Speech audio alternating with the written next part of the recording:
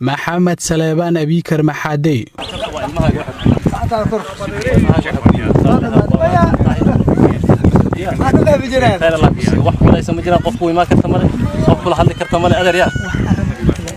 والله سنتها خير الله يجزيك والله خير ان شاء الله والله خير ان شاء الله يا ان شاء الله خير يكون ضمينيسا ان شاء الله 1982 ayuu ku dhashay tuulada Mirtaqwa ee hoos tagta degmada Mahada ee gobolka Shabeellaha Dhexe iskuul Mubarak ee jaamacadda Simad ayuu qayb ka mid ah waxbarashadiisa dalka ku qaatay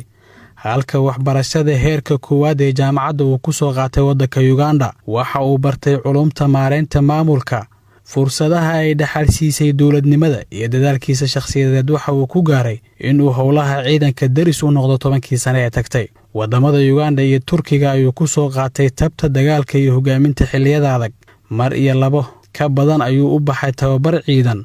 waxaase dhinac socday casharada kale ee gaarka ah ee maalmo uu u qaadanayay seminar ahaan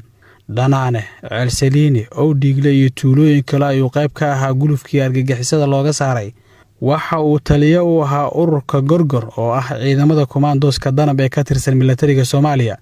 si gaar ahna ay u soo tababareen walaalaha Turkiga Maxamed Saleebaan Abikar Maxaade isaga oo kana sanaya howlihiisa shaqo ayay huuyeen rasaas ilaala ka tirsan Hotel Maida ee Kisnaasaha Bloodlaba cadeemaha booliiska iyo baaritaanada gaarka ah ee qobarada amniga oo lagu daray markaatiyaashii goobjooga u ahaa waxa ay muujiyeen in ku talagal loo dilo taliyaha iyo ilaaliyihiisa waxa laga cadeeyay fadhiga maxkamadda in taliyaha oo qaatay amarka barta laga ilaaliyo hotelka kana daga gaarigiisa dibna uga celiyay barta kuna baakimay fogaan laakiin kadib ay huuyeen rasaas ka bilaabatay askariga birta hore joogay ee ka tirsan ilaalada hotelka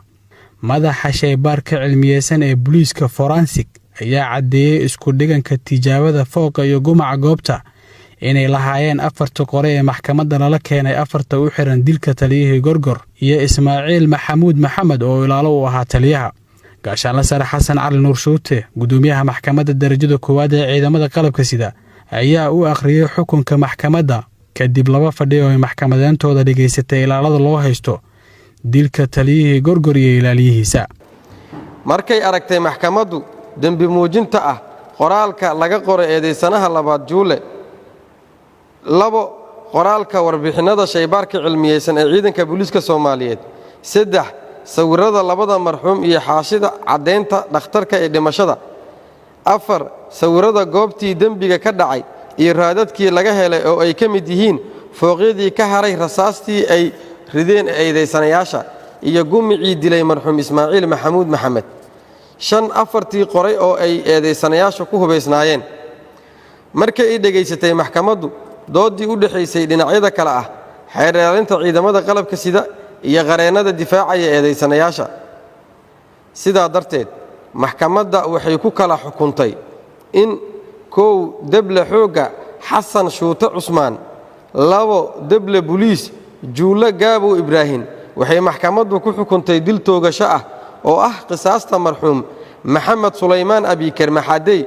iyo marxuum Ismaaciil Maxamuud Maxamed sidoo kale Salaad Xayla Macalin iyo Mukhtaar Cabdullaahi Muuse waxay maxkamaddu ku xukuntay min 5 sano oo xabsi ciidan ah cidii aan ku qanacsanayn xukunka maxkamadda waxa u furan racfaan wabillahi tawfiiq